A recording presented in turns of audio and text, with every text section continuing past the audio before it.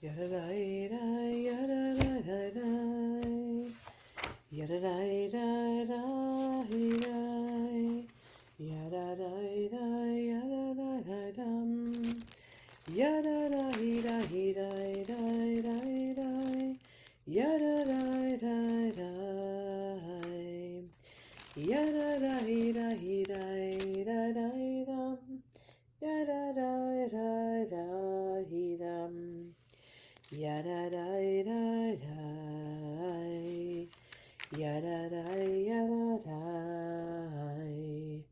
yada da da da, yada da yada da da, yaba ba ya ya da da da, yada da da da, yada da da da da da.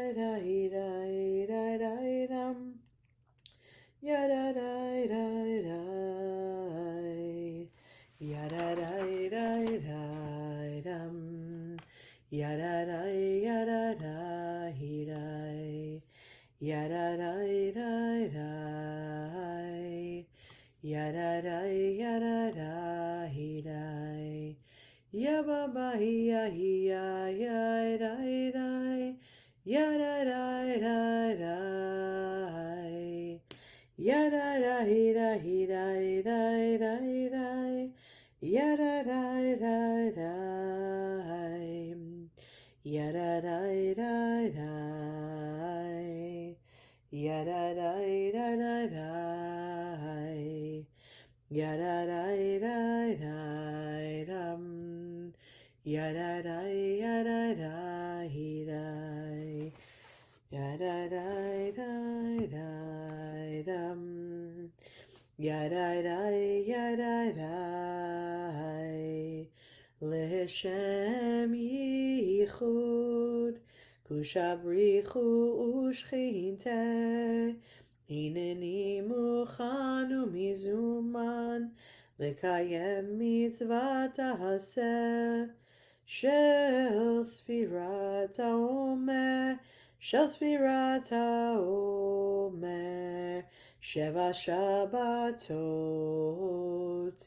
Timimot tihena Sheva Shabbatot Timimot tihena Baruch atah Adonai Eloheinu melech haolam Asher kidshanu b'mitzvotav v'tzivanu Al Sfirat HaOmer, Al Sfirat HaOmer, Al Sfirat HaOmer, Al Sfirat HaOmer, Hayom Shmona Yamim, Shehem Shavua Echad, V'yom Echad, LaOmer. This is the 8th day, totaling 1 week and 1 day of the Omer. So, yes, we started the day with the blessing, and usually we start the day with gratitude, and we close out the day from before. And we're going to still do that in that direction. But there's something about blessing. We are separating, really, there's Havdil, there's separation of Pesach being over officially to the regular mundane. But it's not really mundane because, well, we're in the middle of the Omer. And so, yes, Pesach has ended. Yes, there's so much strife and dysfunction in the world that we're living in. And yet there's such beauty in the moments that we share as we hold two things at one time. Certainly, what's going on in the world for Jews, for people, for humanity, for just, it's mind boggling and blowing. But there's also at the same time this beauty of time together and work that we do in this world. And so we completed yesterday, or moments before we just did the blessing, the week of chesed, the week of generosity and love and compassion. And we were noticing, or part of our work was noticing what inspires our own generosity, our own love, what pushes us away, what draws us closer, wondering about our own capacity to give and to receive love. And we were cultivating, or we started the cultivation process of practicing the way that we respond to ourselves and others with compassion and with kindness. And so, usually each week, I flip flop between starting with moments of gratitude, which we did all week during the week of Chesed, and then the alternate is evening forgiveness. And so we're going to move into that week because we're changing weeks. We're in the second week, starting the second week. And so as we enter this day, which means we're not talking about yesterday, we're talking about this moment in time. Now, this moment in time relates to, of course, what was the last moment of time, what was the last day, and it also is the conduit connector between that day and the day that we're entering in this moment going forward until tomorrow. And so there's lots of moments of gratitude. Um, and while we're not calling to mind those, I will say we did go to the zoo and it was quite wonderful. And we went with a friend and a student, and it was really great. It was great to be with people that we love, and it was great to watch Ellis be his funny self and see animals and nature, things that he loves. So I was grateful for those moments.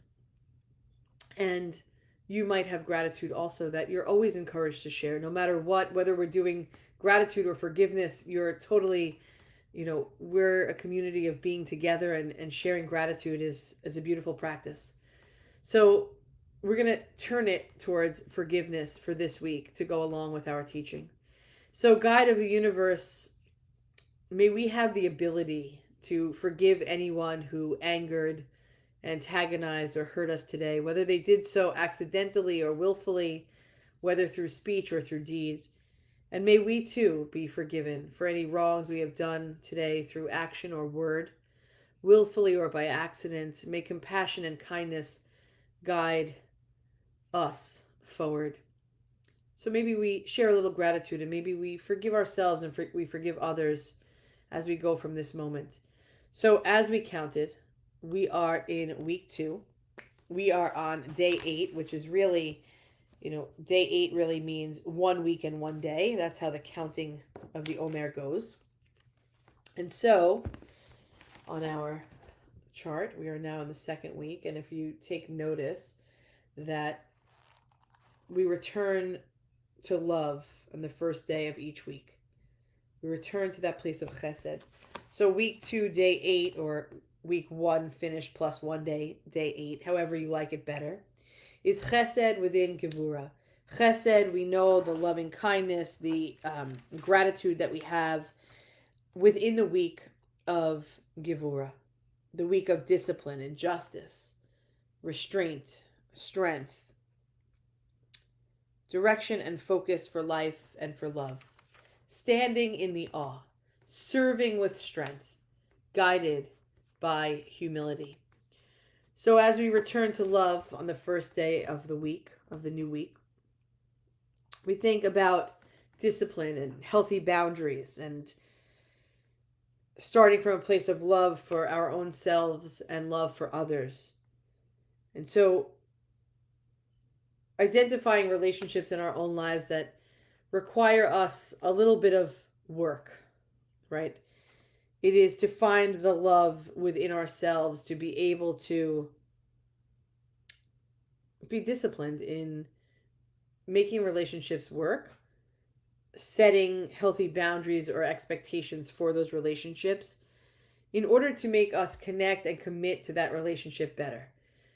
Relationships, whether, something as simple as your relationship with like the person at the counter in the post office, to the most intimate relationships in our lives, there needs to be some set of boundaries, because when there's not, we always wind up burning or fizzling out that relationship because it's unhealthy.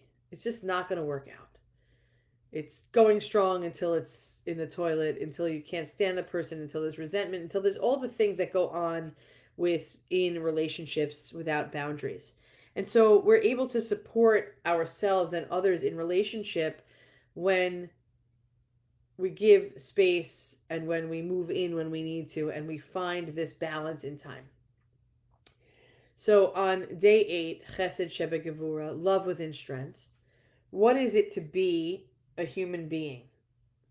So vulnerable, fragile, and only slightly, at the same time, only slightly less than God's strong and powerful crown with splendor. Like we're all this God sparked individuals. We all have these souls. But yet we feel like we are, God is somewhere here or in and around us, however, our own connection with oneness is. However, that looks like, what it looks like for you. But being human, I always, when kids, I ask, what does God look like? Most often it's the old man with the long beard sitting in a chair with a stick, at the gate of heaven, whatever that is. And then if I talk about God, I don't talk about things that are human characteristics, right? Because if we personify, I'm trying to work on my vocabulary use, if we personify God, person like, then God is a person. But God is not a person because humans, people, have borders, boundaries, confinements, and we can only do and accomplish a certain amount no matter how amazing, perfect, stupendous we may be. So God is all encompassing but beyond that, right? And so humans, vulnerable, fragile, and yet at the same time containing that bit of God within us. How do we feel our power and strength in making decisions to infuse actions and with actions of kindness and generosity? Everything's an encounter, you know? We encounter each and everything that we experience in a day's work or in a day's existence. Better put it that way. How do we feel our own power and strength in moments of action? When we are trying to be kind and generous, we ask ourselves, what is the wise and compassionate choice? Why do we make the choices that we make? Why do we respond in ways that we do when we do? Right? How do we love from a place of strength, not a stronghold, not to hold somebody down, not to put yourself in power, but to come from a place of gentleness, a place of compassion, a place of wisdom, to know our own boundaries, to know our own discipline, to constrain ourselves in certain aspects of relationship when we need to, setting goals, making things happen, but from a place of love. It is not to be in control of another, but it is to use our own strength to lift up love in relationship between humans.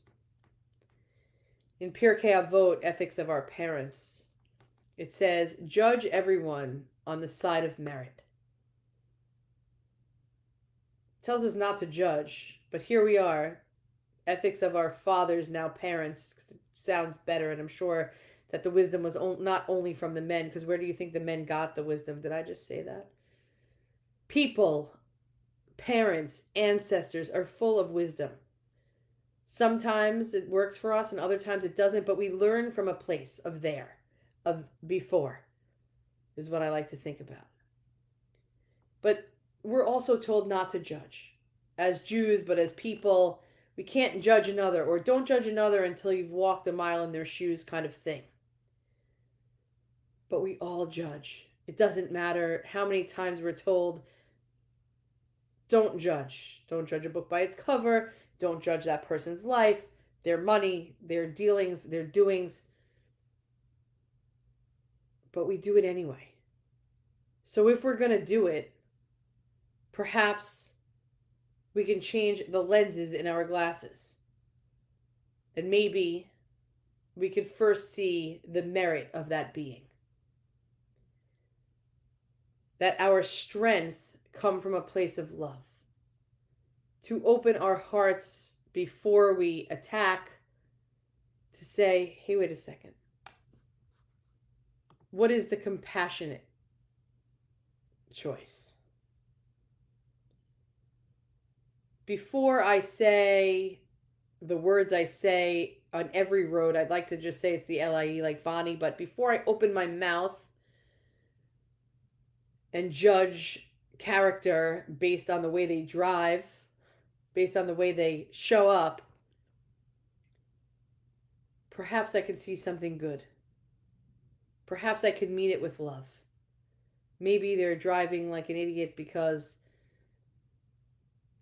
there's so much on their mind that they just can't get it together and they shouldn't be on the road, but they're going to be somewhere they need to be. Whatever it is, whatever drives you most crazy. Oh, we're not allowed to use that word anymore. Too bad. Whatever is most wild. Maybe they were born that way. Right, like I was just born the way I was. So were you. You're born that way. Lady Gaga made a fortune on that coined term, phrase, whatever, lyric. I think the message for us on this 8th day, which is chesed, loving kindness within gevura, within strength. Sometimes we need to just say, God, give me strength to love. Maybe this person needs more than I can give, but I can give a little bit. Maybe we can use the strength in our judgments to say, hey, wait. They're crazy, they're wild, they're not aligning with me, but maybe there's something good about them. Maybe. Maybe we need to use our own strength to withhold, to withdraw, to